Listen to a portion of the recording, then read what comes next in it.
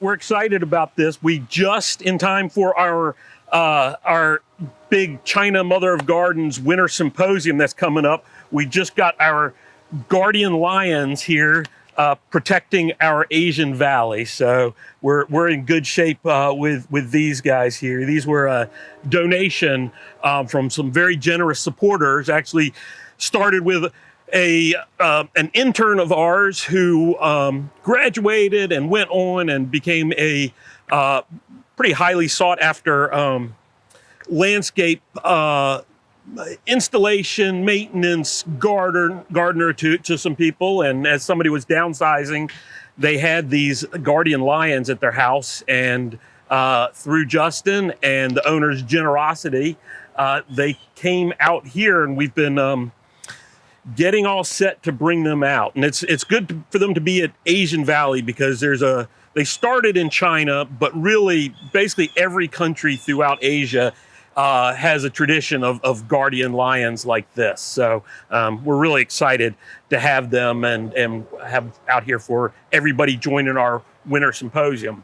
And before we get started and talk about our plants that are in our auction right now, which I'm sure there's a link to online, I do want to mention a little bit about the symposium itself. I'm super excited about it. We have a historian, a Chinese national who's a professor, who is just really an expert on the West Lake region of China, which is in Zhejiang province, a little bit south of Shanghai. And that's the first place I went in China, was to West Lake. I was there with a group of students, and it's a great place to be introduced to Chinese culture. It's got this incredible long history, like so much of China does, but it's been used as an agricultural center, but now it's become really a center for tourism that the West doesn't know about. The Chinese go there, and that's where they bring their families and spend time. And it's amazing, and the whole area is amazing. There's the Zhejiang Botanic Garden is right nearby, and it's got some plants that we have offered and will be offering at other points. But if you know the seven suns flower, Heptacodium myconioides with beautiful bark, that's where it was first seen by Westerners, or at least from there it was brought into cultivation. So I'm looking forward to that. And then we have an incredible speaker from the Morton Arboretum, Chris Bechtel. He's a longtime friend.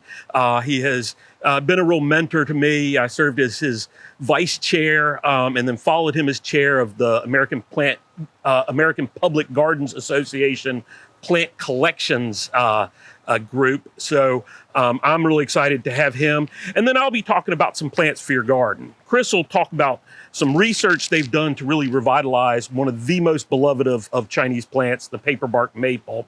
And then I'll talk about common and not so common Chinese plants and some of the stories behind them.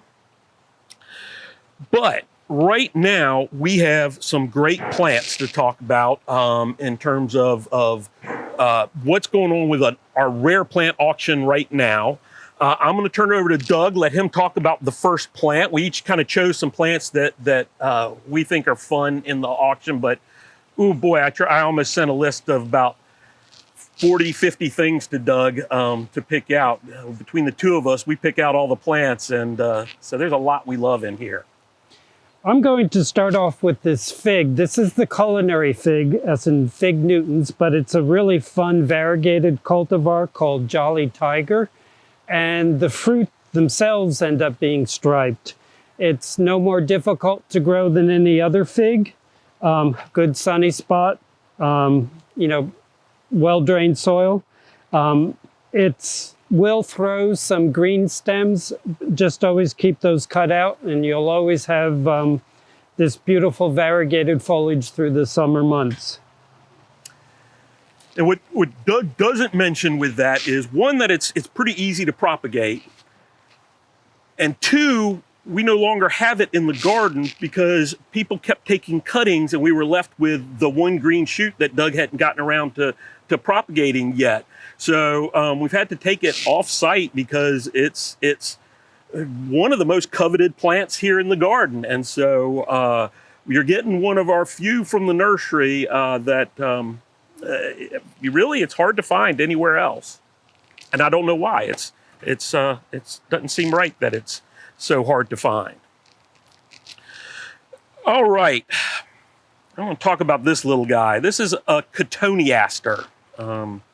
This is one we got just with no species name, but since then we've been told by the person who collected it, Dan Hinckley, that it's Catonyaskar Herovianus. Herovianus. I came across this when I was visiting Dan. It was one of the most absolute spectacular things I had ever seen in any garden anywhere. It's not a tiny plant. It made a pretty big mound, 8 to 10 feet tall and wide. When I saw it, it was covered, just absolutely covered in the glossiest, brightest red berries you've ever seen. And I said, hey, Dan, can I collect some fruit? He said, yeah, collect bucketfuls, collect all you want. I was like, great. And I'm taking them and taking them. He said, just so you know, we have tried to sow this thing 1,000,000 times. We think it's completely sterile. We have never once had a seedling germinate. We've never had one in the garden. And at that point, I have pockets stuffed with fruit on this thing. So unfortunately, I didn't get to take those, but he did let me take a few cuttings. And so we have this plant for you. I am just thrilled with it. He said it's almost as beautiful in flower as it is in fruit. It's just covered with white flowers. So it's going to want a pretty good amount of sun to really do its best. He says it flowers and fruits without needing anybody, or fruits without needing another one nearby.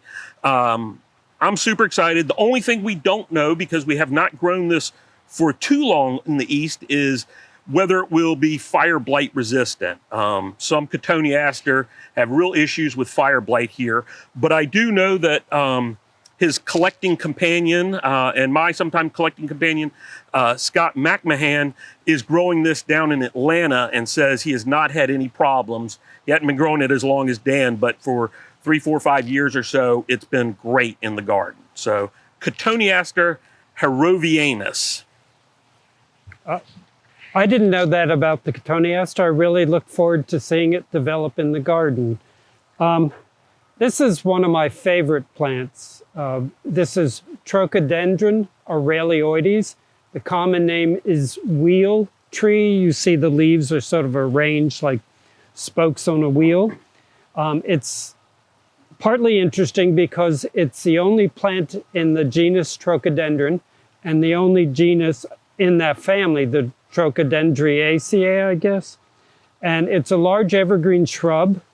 I don't remember ever seeing it bloom. I don't think it's terribly showy in bloom. They're little clusters of green flowers. But just the beautiful glossy foliage, the big whorls of leaves, and in time becoming a nice, dense, upright growing shrub. It's certainly zone 6 hardy. 40 some years ago, when I first visited Longwood Gardens in Kennett Square, Pennsylvania, they had long established plants out in the open at the top of their rock garden. So, obviously had survived many winters already in a cold zone 6. So beautiful, if somewhat quiet shrub for the shade or partly sunny garden. Trochodendron of Raelioides. It's great for bringing that kind of tropical look. And, for a lot of us, our first experience with it was here at the JC Raulston Arboretum. I know I saw it back in the mid-90s here, and that was the first time I had seen it. And Trochodendron was a new one on my lust list then after that. So, yeah, it's a fantastic plant. And I think this is from seed you collected in China. Taiwan. Taiwan? Taiwan Okay. seed collection, yeah. Okay. Yeah. Give it 80 years, it'll get more than a shrub. It can get pretty big, but It seems to be a little more shrubby in the typical garden lifespan.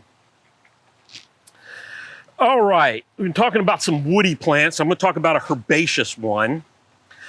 This is a plant called Begonia Afscilitensis.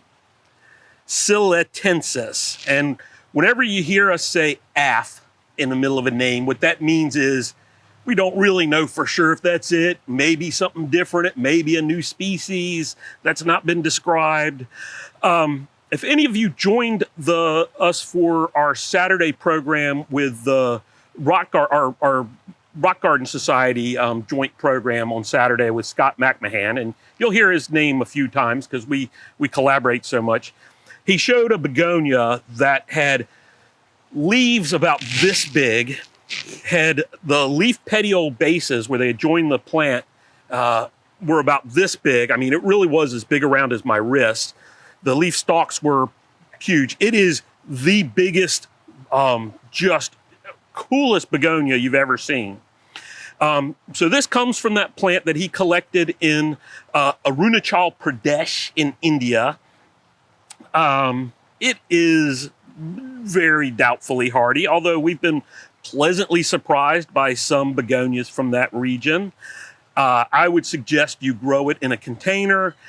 Begonias are easy to propagate from leaf cutting. You just take a leaf, cut through the veins a little bit, pin it down on some soil you keep moist in a kind of a bright spot, and you'll usually get it to root and grow out from that.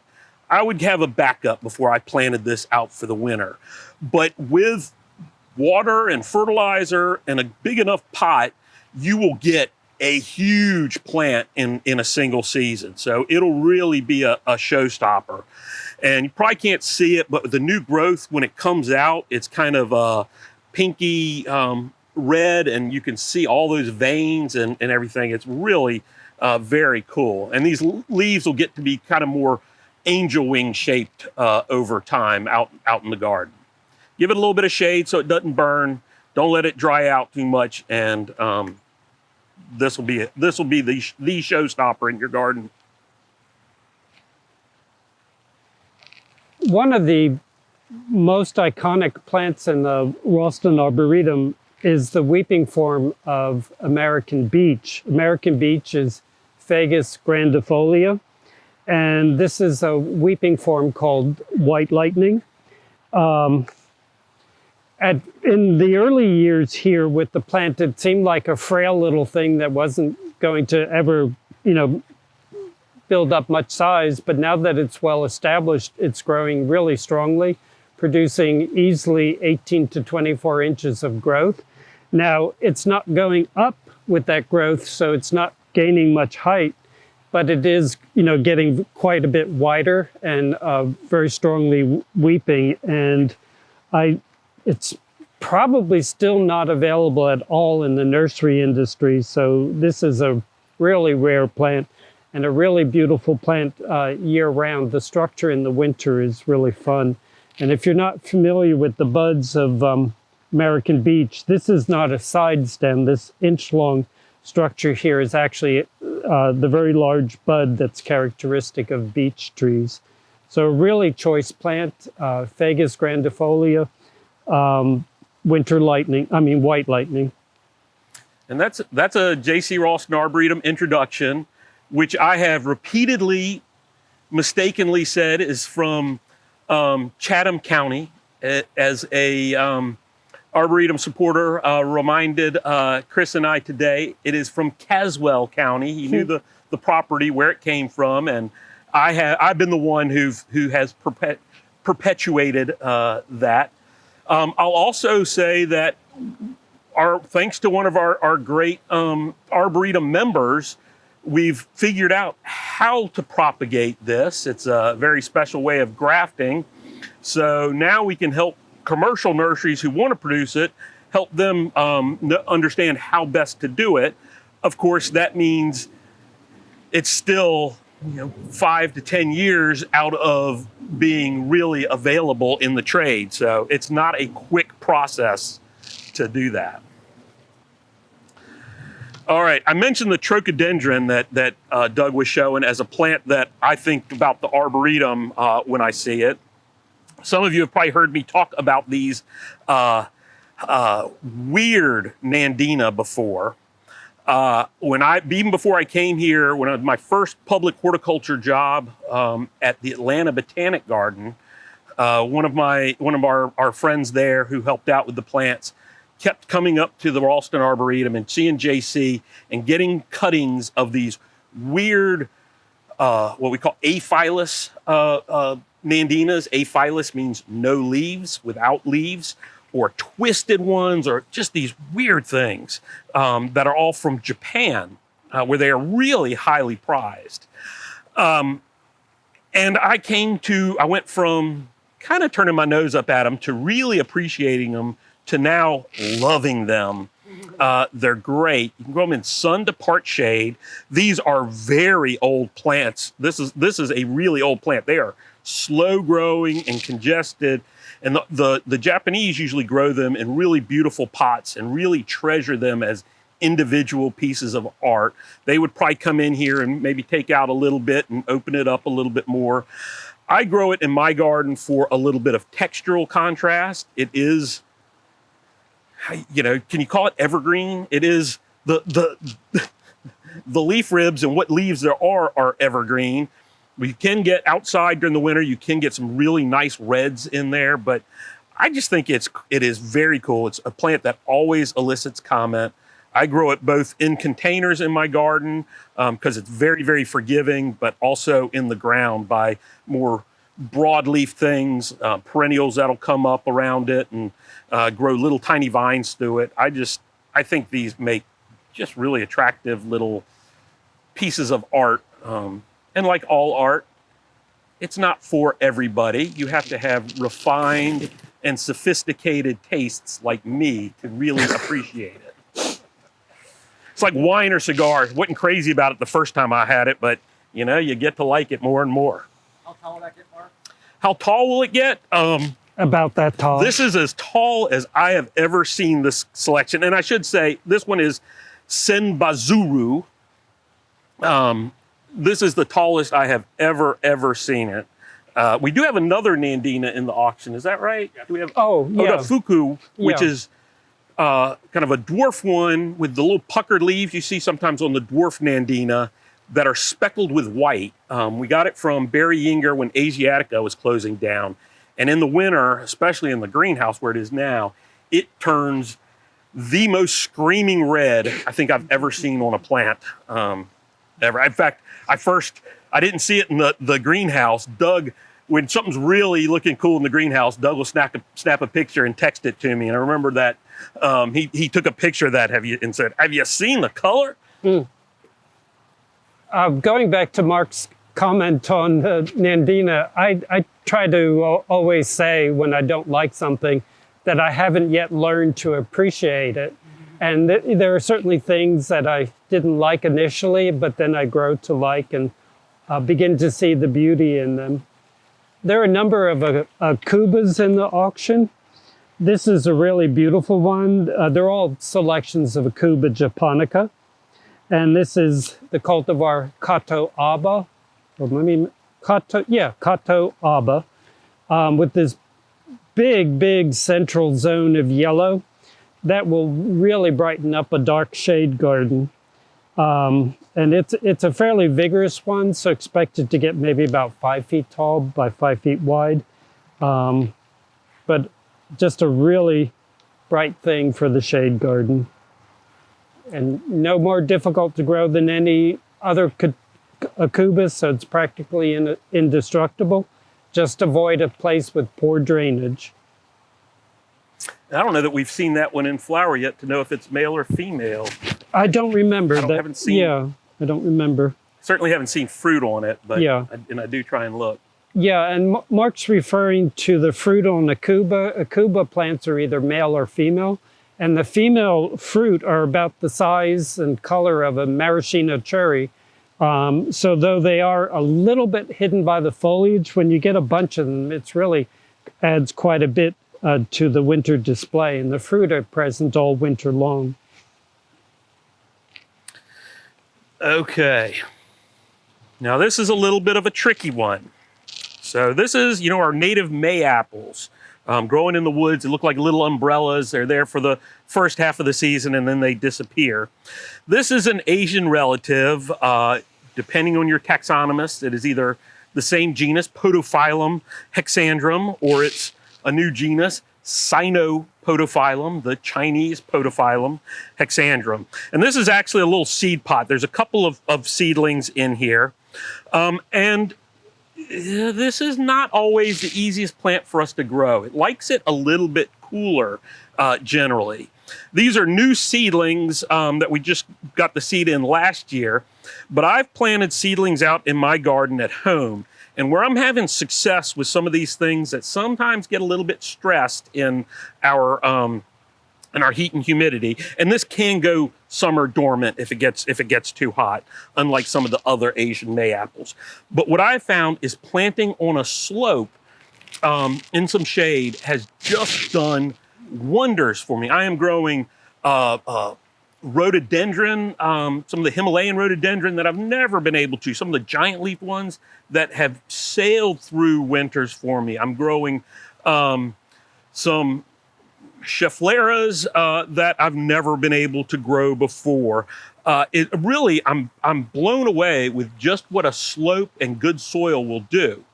And now, I hear you if you're saying, I live on a flat piece of property and I have no slope.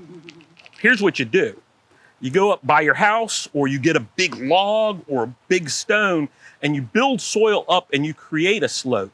I really like doing it with logs. If you get a big log, get somebody to bring that to you, and you build soil up, not so that it's gonna crush down or wash away. Use some stone or permatil in there to keep it from really compressing, but make sure it's well drained. And if you plant these kind of things on there at that slope up near the top, it's amazing how many things you can grow that you couldn't grow before. In the shade, that's where you really need it. But if you have a natural slope and you're not using it to grow things that are hard to grow, you should. So going back to this, over time, this will get about, yay tall and have a kind of a rough, irregularly lobed and serrated leaf. That's kind of this matte green, not the real shiny green you get on the Dysosma types, the Pleanthum and Versipoli types of podophyllums. But it's a real neat texture, and I have been growing mine at home for, let me see now, they've gone through 3 summers. Winters are no problem. These are small plants, but I would still, unless you're really good with plants in a pot, I would go ahead and put them in the ground in a really nice spot. If you really are afraid of doing that, get a bulb crate, one of the ones about so tall, or a milk crate, something like that, and put soil in there. And that allows for perfect drainage. You can keep it moist, but it'll never stay too wet. And that's another great way to grow things like this. Okay. Every garden needs some architecture, and sometimes that architecture is provided by a plant with a very distinct growth habit. This is a selection of Lawson's cypress, which is Chamaecyparis lawsoniana, which is native to the Pacific Northwest on the coast. And I'll get back to this individual cultivar first, but I want to make a general comment. Lawson cypress is something that in the past did not do well. They are now being grafted onto a rootstock that's resistant to Phytophthora, and we are able to grow Lawson cypress in this area. So that's really exciting, because there's so many really beautiful cultivars of Lawson cypress. And this is a really fun one called Whistle's Saguaro, because it's very narrow growing and will periodically make a side branch, so it ends up looking like a saguaro cactus. It says it gets 6 feet tall by 2 feet wide in about 10 years. And it's this nice sort of blue-gray green color. Chamaecyparis lawsoniana wants a sunny location and, average drainage, but otherwise should be easy in the garden. Put it in the middle of a perennial border where it's all perennials with no distinct shape, and that architectural element will really be set. They'll set each other off. So, yeah. I was just going to add that, and you said that size with some doubt in your voice that in 10 years in the Pacific Northwest, where there's no sun and short growing season, 6 feet in 10 years, maybe. I have a feeling, and we haven't been able to, like Doug said, we haven't been able to grow these Lawson cypress until this new rootstock was developed. I have a feeling we may see a bit quicker growth, and I think Doug would probably agree, but didn't want to definitely say what was on that tag too much that came from the Pacific Northwest. But like you said, even if it gets taller in a perennial bed, since it's so upright, it's not going to shade out your plants. You still have a sunny border with that great vertical accent. Very cool. All right, I'm gonna go on to another herbaceous thing. See, we're trading spaces. Doug usually is talking about the more herbaceous stuff, and I'm usually talking about more woody stuff. So I'm glad we're switching spots for a little bit.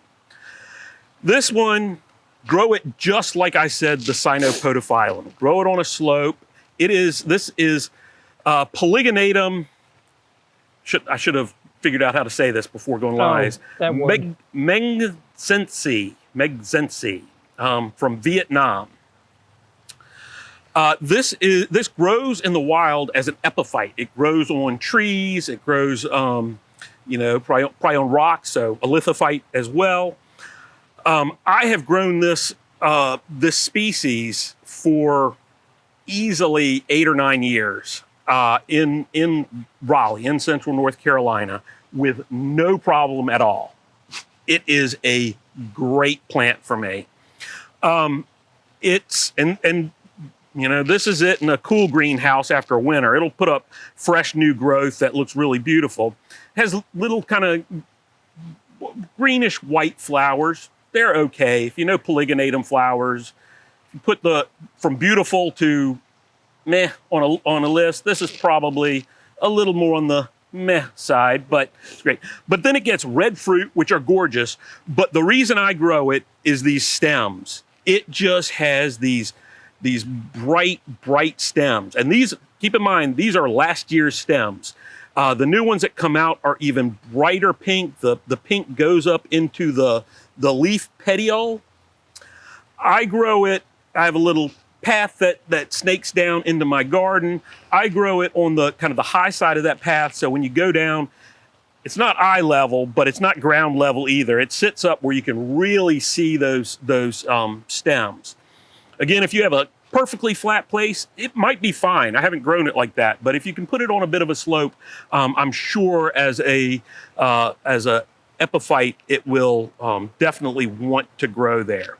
Now I have grown this selection at my house for a couple of years, and it's been fine through the winters as well. Heat's no problem. It comes from Vietnam. It's used to heat, but I just love it. It has not clumped up really quickly. Perhaps if you fertilize or anything like that, which I don't, maybe it'll get bigger quicker, but still a great plant. Okay. There are, I believe, 2 selections of Camellia Japonica in the auction. They're very similar in leaf. They have a similar silvery white variegation, but they're quite different in bloom. One has a single flower, the other one has a formal double flower. This one is your Gala, Camellia Japonica, your Gala. The other one is Jeff Hamilton. These Camellia Japonica is often a fairly slow grower in the garden, so it takes a while to make a specimen. And the flip side of that is it takes a long time to get too big in the garden. But these variegated ones are even slower growing. But in addition to the beautiful winter display of flowers, you have this very beautiful foliage year-round. Camellia Japonica preference is to have some sun or bright shade, but not to be out in the baking sun all day. Other camellias, like Camellia Sasanqua, will thrive out in full sun, but Japonica is better with some shade. So beautiful variegation on this Camellia Japonica Urgella. Yes. Mark, going back to the Polygonatum, was that full sun, shade, in between? Thank you. The Polygonatum here, as well as the little mayapple, so this Solomon seal, Polygonatum, I should have said that, this company name. Those are both shade plants, woodland plants. You want to get them some shade. I haven't tried this out in full sun. It may be fine. It's got a really pretty thick textured leaf for something that looks so fine. But it grows naturally in the shade. Doug, have you ever grown this one out in the sun? No, I didn't know that until you bought it in last fall. Yeah, I don't know that one. It's such a good plant. Yeah. But yeah, I'd do it in shade. We'll have Or to try grow it up one and in split the it. sun. And, yeah, we'll have to put it out in blazing sun. I don't know if it applies to that one, but I remember Bob talking about the variegated one. If you plant it in much more brighter lights, they multiply a lot faster, but they might go dormant in June or July. So you just won't see them most of the season. They'll come back. True. That's true. I thought that was kind of interesting. That could be. All right, I keep doing these marginally hardy things, and that's because, and this one may be even a stretch to call marginally hardy, I just love pushing the envelope. There's a whole Facebook group called something like Zone Pushers or something like that, where they try and grow palms, and they'll wrap their palms and put Christmas lights on there and heat tape and all, build these huge boxes over them and things like that. I do not do that. The one thing I will do to protect the plant is plant it somewhere where it has some protection. So this is Phoenix Hanseana. Hance's date palm, perhaps you'd call it. Phoenix is the genus for the date palms, the dates that you eat. So, growing out in, with Lawrence of Arabia and that type of thing. Phoenix Hanseana is hardier than the date palm. It is not zone 7 hardy at all. May not be zone 8 hardy. But I have planted one 3 years ago now in a very protected corner of my garden, which is very close to my house. And it has survived 2 3/4 winters now. I do not wrap it. I do not do anything for it. If it gets down to single digits, I may go out and throw a black plastic nursery pot over it, but probably not. And it has been okay. I keep a little temperature gauge by it, and the one out in the open by the street has registered in the last 3 winters, has gotten down to, I believe 12 degrees is the coldest I've had there. And this, where I have this, always registers 3 to 4 degrees higher. So say 16 degrees, it's done. Now it hadn't grown much. It's actually smaller than this. So it was planted as a sister seedling. So it's about this tall with at least 1 or 2 fewer fronds. So it hadn't become a real showstopper yet. But I'm growing a Phoenix palm, so I'm excited about that. And for those of you who have not been to our auction site, when plants are 1 gallon or smaller, you want to hold up that camellia to kind of get the. Yeah. So plants that are this size or so, we will ship through the lower 48 states. We won't go, we don't go out of the country or Hawaii or Alaska, but we will ship. So if you live somewhere a little farther south where you might actually have success with this, join us then. And if you're interested in this kind of thing, there is a great Southeastern Palm Society, and their meeting is going to be here in Raleigh this summer. Sun. I didn't say sun or shade. Sun. Yeah, it's amazing it's gone through that many winters already. Yeah, that sounds promising. Maybe hardier than we thought. There are a number of really choice conifers in the auction, and we also have a conifer sale coming up later on in the month. This is a tiny dwarf selection of the Japanese white pine, Pinus parvaflora. Pinus parvaflora does quite well here. It needs, good drainage, sunny location, but otherwise quite easy. And this is this cultivar is tone, Tone. I don't know if it's pronounced differently than that. Perhaps that's a Japanese word that has a different pronunciation than tone. But you can see it's going to be a very tiny thing. The needles are fairly blue-green. It'll be just a little gem in the garden. It's small enough it probably would work really well in a large container or a rock garden or something like that. Yeah. That's one I may bid on. I like that. Okay.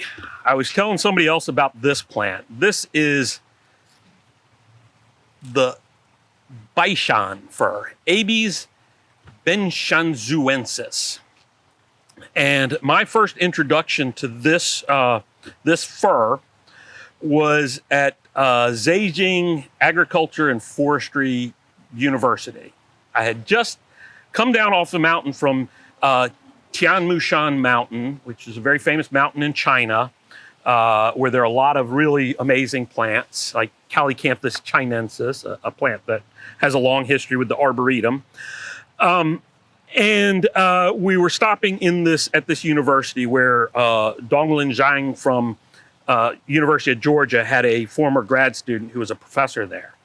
And it was a rainy day, and it was kind of cold and gross, and we had been collecting out in the rain, and I wasn't feeling that great about going to this university, because a lot of times you got to wander around and see things that aren't that exciting. And the two things that they showed us that they were most excited about, the first, immediately, they brought us all out, and it wasn't to show off to me, it was to show off to their former professor, Dong Lin, a little grove of this Baishan fir. This Baishan fir occurs on one mountain, Baishan, which is the mountain close by that it's on. It's grown at the top. It was down, when it was really first noticed, it was down to 7 individuals because of people and how we are. It was reduced down to about 3 individuals. And they're really working hard to bring this plant back into, they're conserving the mountain. They are conserving the genetics that are left with the idea of replanting it. And they're mostly grafting it on Abies firma, which is the really well-known Momi fir that grows so well for us. But this is from, Baishan is East China. So even on its own roots, which these are grafted on firma, but even on its own roots, it should be just fine for us. So that was the first time I saw it. They had 10 to 12 foot trees, maybe 5 of them, and a huge monolithic engraved stone thing with all about this plant. I mean, this was important to them. So it has made its way, that was 2016 when I saw it. It has made its way to the US, not from me, unfortunately. If it had seed on there and they would have let me have it, I would have brought some back and had it inspected. But now it is available. It's being produced in small numbers commercially. And I just think it's great. And so this is a real conservation piece. And we really believe in conservation through propagation. The more people have this, the better off we're going to be. And if you come to our winter symposium and listen to Chris Bechtel talk, he'll really talk about how plants and cultivation can be important for conservation. And it comes in this nice little box as well. My wife really likes when I get plants that come in boxes like this. She doesn't care about the plant, but the box she likes. What I should say, I said there were 2 plants that they were super excited about. So one was this. The other, they had a mass planting of Muhlenbergia, our native muley grass or sweet grass. Wow. They had a massive planting. It was all beautiful. They had just the pink Muhlenbergia capillaris, thank you. But then they also had the white, what's the bigger one? Philippines. The cultivar. Is it White Cloud, I think? White Cloud, yeah. They had a big mass of White Cloud, and then the sweet muley grass. Thank you for helping me. And I should say, if you see pictures of this from the wild, of this Abies Baishan Benchanzuensis. The needles are much larger, and when we first got these, I was afraid that we had gotten the wrong thing. But you can see as the growth has gotten older, the needles are getting longer and longer. And we saw it in the wild. They kind of came out mostly on two planes with very long, relatively broad needles for a fur that were just glossy green. So this is the real thing. I went through and did some investigating on it. So very, very exciting.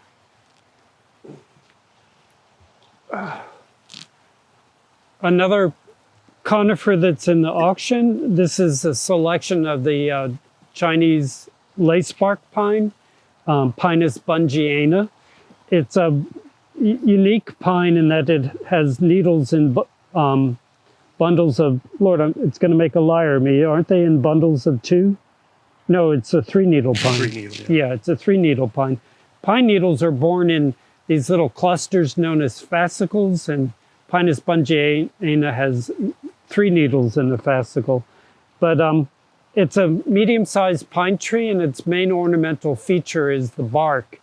On older plants, the bark exfoliates, and you'll have patterns of green and cream and white bark. Really quite a beautiful thing in time. This is selection Temple Gem, and I don't remember do you remember what distinguished that cultivar? It would be in the auction description. I don't, but there are relatively few selections of it. So, oh shoot, I can't remember. And then we have another one that is a much larger plant. Yeah. It's really big. Yeah. And the bark is already starting to show on that. Yeah, and that was, I think, Silver Ghost. Silver Ghost, yeah. And it has primarily silvery white bark when the bark starts to peel. It's a pine that does quite well in this area. Our description says slower growing. Slower growing, it's a smaller one.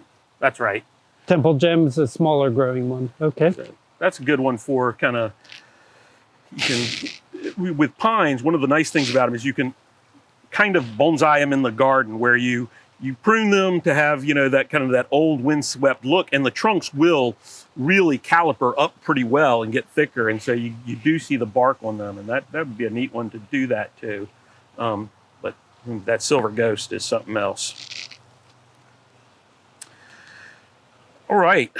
So a plant that we typically can't do very well with are the sorbus, the mountain ashes or rowans, depending on where you are and how you grow them.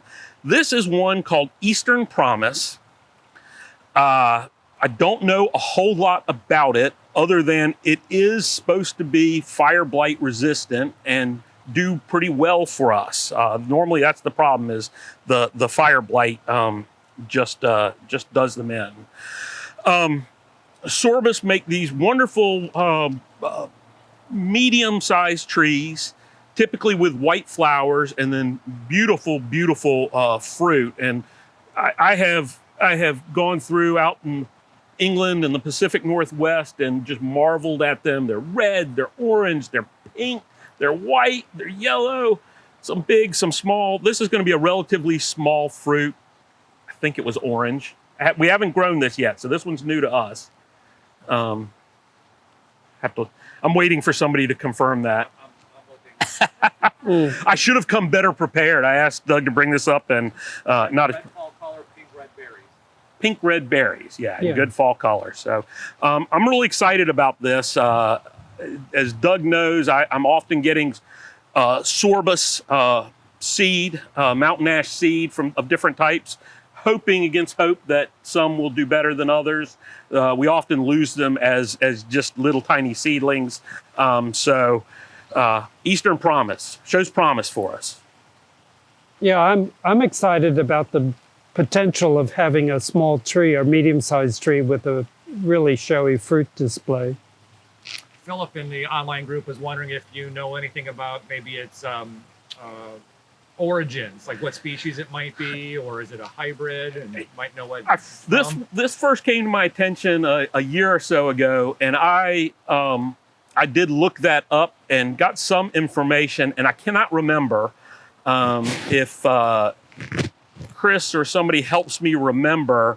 I'll dig that up if I can and add it to the description online.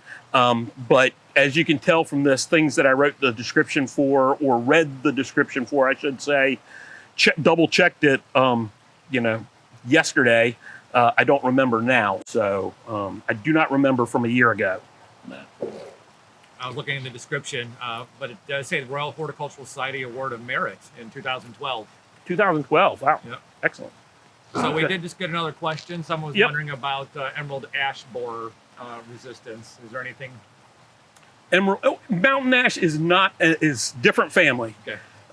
This is in the rose family, hence the fire blight with the other ones. So sorbus, ash, the true ashes are fraxinus, and actually the plants that are kind of that we're hoping aren't affected by emerald ash borer, but do have the potential are Cayananthus fringe trees, the not loropetalum, not the pink things, but the true fringe trees are native Cayananthus virginicus and the Chinese Cayananthus retusus, and the one that's like a dagger to my heart, the other one is false holly or sweet olive, the osmanthus. Those are in the same family as ashes. So we're going to hope that they're not a good host for emerald ash borer. Mark, I have one plant left, but I need you to talk about it. I don't know enough about this maple. So this is Acer tonkinense, the Tonkin maple. And this is one that was in cultivation. We got the seed from cultivation. It was at the Shanghai Botanic Garden. There's another plant in the auction, an iris, Butterfly Dreams? Yes. Butterfly Dreams. And that was bred by a researcher at Shanghai Botanic Garden. And so we were there, we were looking at that, we were looking at this new wild hybrid, Iris ampliflora, recently named Ming Beauty. And so we were looking down, and they had some of these iris, the Butterfly Dreams, they had it in rows under some taller trees. And we had been looking down at all these iris, which were in bloom, and walked off to do something else, and turned around and walked back.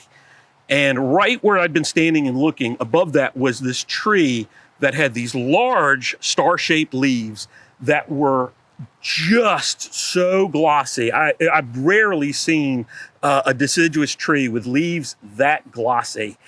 And I said, what kind of sweet gum is that? Because the leaves were very, very star-shaped. And I said, no, it's a maple. And I almost said, no, it isn't, because I know stuff. And got closer and saw that it was a maple. This is the higher elevation form. The real low elevation form of Acer tonkinensis, the backside of the leaves are almost black purple. Oh, wow. There's no chance that those lower elevation forms are hardy, unfortunately. This is about as big a plant as we have.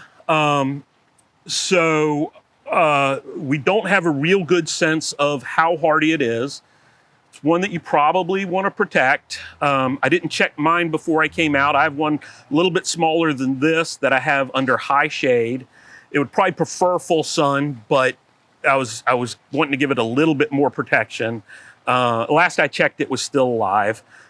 This would be its first winter outside. So we're not certain of hardiness on this, but you can see it's got this beautiful green trunks. New growth starting to come out is dark. Mine, when it came out last spring, I planted it in the spring without any leaves on it. When it flushed out, it was almost black. The leaves were almost black and then lightened up to green and glossy. Real beautiful plant.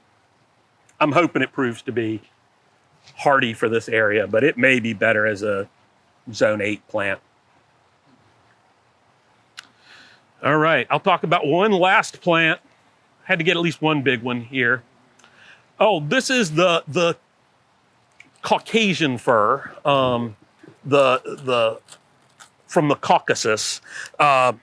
And this is one that's grown well for us. You know, when I was younger, though, I said, well, the only fir you can really grow is the Momi fir, Aves firma. But Abies nordmanniana, the Caucasus or Caucasian fir, has been really a good performer in my experience in the garden. Give it sun and well-drained soil. They don't like to sit with their feet wet. Like a lot of these, they'll do a little bit better if you plant them up a little bit high, if you mound the soil up a little bit. That doesn't mean just making a pile of soil on the existing ground, but plant it up a little bit higher. This is one called tortifolia. Is that right? Tortifolia. The needles, what you get with the tortifolia is the needles curl around. It's an upright plant. It's not twisted and tortured in that way. It's the needles. And as this gets larger, like a lot of these firs, the backsides of the needles have these really bright white stripes. Those are the stomatal bands. That's where it exchanges gases through there that are covered in kind of a waxy surface. So as it gets older and older and those leaves curl around more and more, you get this really beautiful blue cast to the whole thing. I think it's a really cool plant.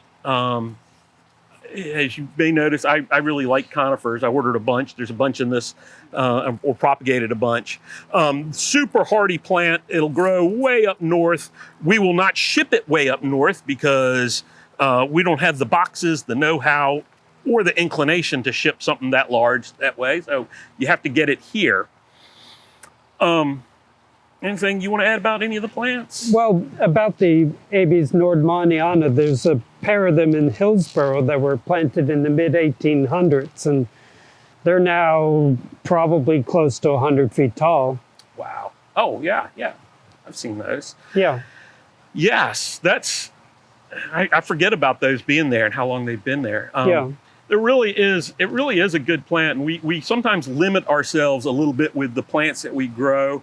A lot of times, somebody will get something like a Nordmannia fir and plant it in the wrong spot and blame the plant, or plant it and then have a really unusual year, excess rain, drought, whatever, and again, blame the plant rather than the year or the gardener, as the case may be. Yeah. So that's why you always try again. You always find a better spot for it. So again, this auction that we're talking about is going on right now. It will continue until Saturday at 1 o'clock. Yeah. Sharp. 1 o'clock sharp. It will continue. If you're at our winter symposium on Saturday, you can take your plants home with you if you hang around with us until 1 o'clock. If you're not here at our symposium, you'll get some information on either shipping plants if you're far away or picking up your plants at another time. You'll get that information right afterwards. But I will say, if you're here for our winter symposium, we do have a special little Chinese plant to give to everybody who is here at the program itself, just because we're so excited about our winter symposium being back on site. You will have to wear a mask if you come on site and are indoors, but it's going to be neat. We're going to have great speakers. 2 out of 3. I'm a bit iffy. We have 2 great speakers and 1 iffy one, and we will also have some tea tasting outside from a local tea brewer. And I think, Chris, confirm this for me. We're going to have Osmanthus tea? She said so, yeah. I've had Osmanthus tea twice in Asia, once in Taiwan, once in Chengdu with the Osmanthus king, self-proclaimed Osmanthus king of Chengdu, of Yunnan, or Sichuan. So, and it is delicious. So I'm looking forward to that. I usually stand back and let all the guests, get some first, but I may elbow my way up to the front for that Saturday, one. right? And I'll just repeat one thing, that some plants we can ship, but only plants in a gallon pot or smaller. We cannot ship the bigger plants. So keep that in mind. That's clearly mentioned on the auction site. Some are shippable and some are not. And we will we will stay on where our program on Saturday ends at noon. If you're there part of that, you can we will, after it's over and we finish with any questions for our speakers, I will and the rest of the team will answer any last minute auction questions and maybe point out a few deals to be had still if you'd like. So that's another benefit of participating in the program, even if you're not on site. So we just had one quick question. Yeah. What is Osmanthus tea made of? What is the flour, or what is the are the flowers added for flavor? It's when I've had it, it has been just flowers, no foliage at all, just the flowers. Yeah, the time I was in China, we visited the tea market in Shanghai, and one of the people in our party bought a bag, it's like a bag you'd get cotton candy in from the state fair, pretty good sized bag. There was nothing but osmanthus flowers. And Chris, you know how tiny they are. It sounds as bad as picking the little leaves. What? I said it sounds as bad as picking the little leaves. I think probably much worse because they are tiny. Yeah. So we did have a question much earlier. Okay. And one of our guests has had a whole lot of deer eat plants in his yard, so he has a lot of open spots, unfortunately. So he's looking at filling in some open holes. What plants in the auction might you recommend for someone that has deer ravaging their landscapes? Nandina. Nandina, yeah. Some things, if you protect them until they're tall enough so they're above browse level, that's one way to deal with deer. I've not known deer to eat fig plants.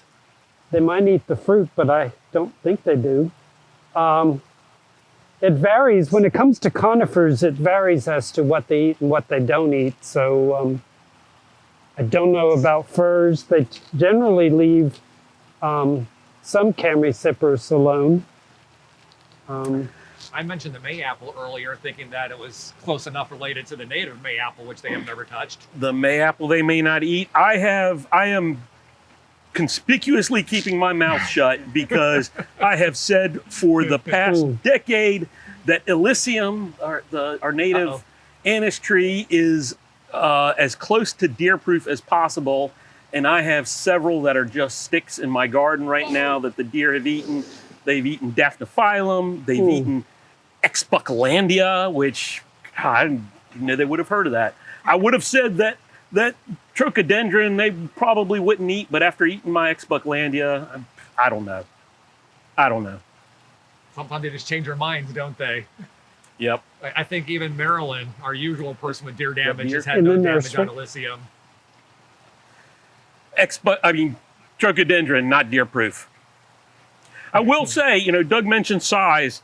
We do have some larger plants, and we put the pot size and the height on, I think, of the woody plants on there. So if you get a bigger plant, you will be in better shape. My Exbucklandia is about 10 feet tall, and they've only eaten the leaves on, up to about 4 feet. So definitely a tough topic to cover. And it seems like everyone's deer are just a little bit different than your neighbors. Yeah, it's really never a safe question to answer. So anyone else have any more questions that they need to ask? Gwen in here was just commenting that she bought a silver dwarf eucalyptus from us a while ago and is looking for more, Doug. Just a hint for maybe the spring plant sales in the future. She says 2020. Yeah, 2020. I don't remember having that for sale. I don't remember. I have to look that up. Either myself, but I do remember it. Little tiny leaves on it. Cool.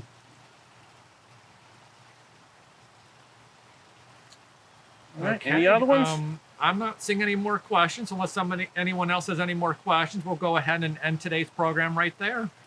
Mark, do you want any closing comments about the conifer sale coming soon?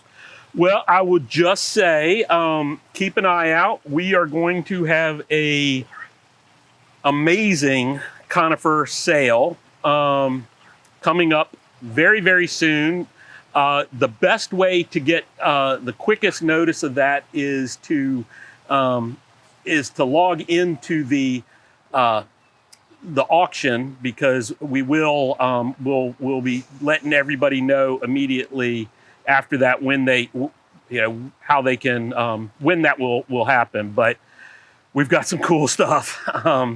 That's one of my weaknesses, is conifers. First garden I've had with sun, so I'm really liking the conifers right now. Will we be adding any more plants to the auction?